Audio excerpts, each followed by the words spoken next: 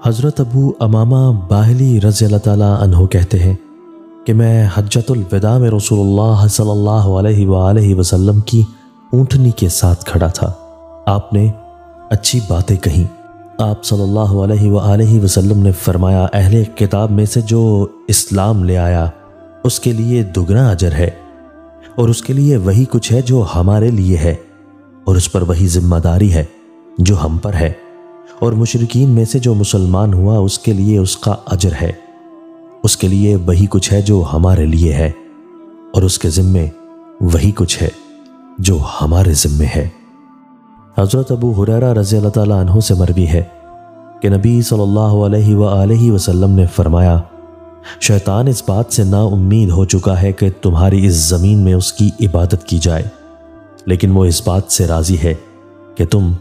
دوسروں کو حقیر سمجھتے ہو۔ حضرت ابو ہریرہ رضی اللہ تعالیٰ عنہ سے مرفوع مروی ہے کہ یہ دین آسان ہے، جو شخص اس دین میں سختی کرے گا یہ دین اس پر غالب آ جائے گا۔ معاملات کو سیدھا رکھو، قریب رہو،